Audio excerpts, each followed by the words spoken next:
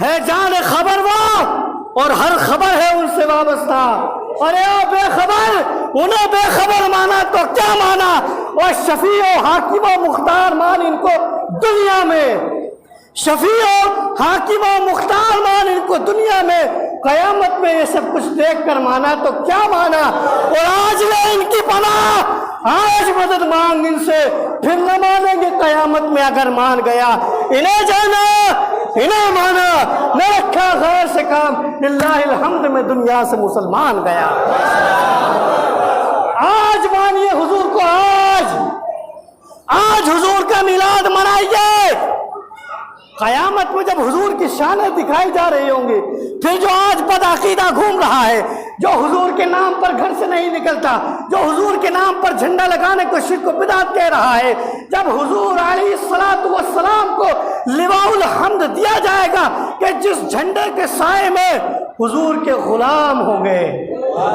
اس دن بدعقیدہ تکتا ہوگا کہ کاش میں نے بھی حضور کا پرچم لہرایا ہوتا،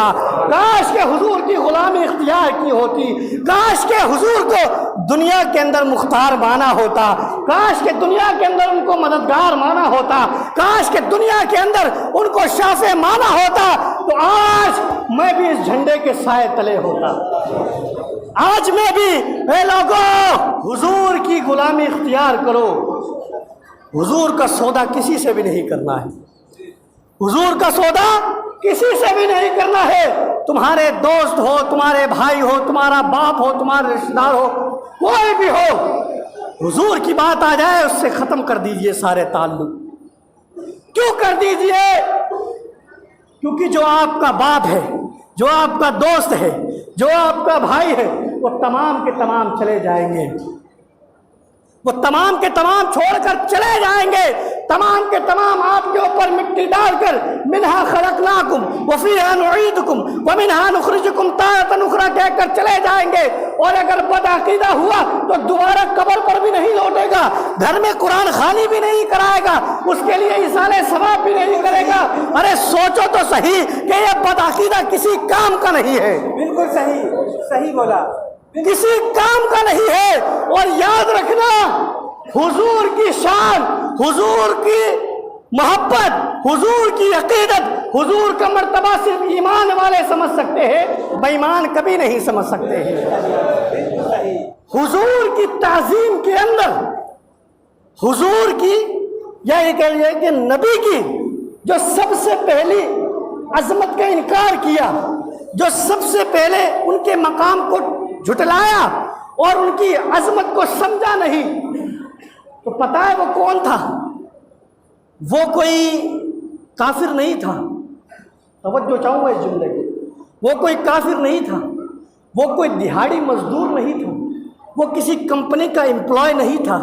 وہ کسی کے یہاں کھڈا کھودنے والا نہیں تھا، وہ کسی کے یہاں کام کرنے والا نہیں تھا، بلکہ کروڑوں سال عبادت کرنے والا شیطان تھا۔ صحیح، کیا؟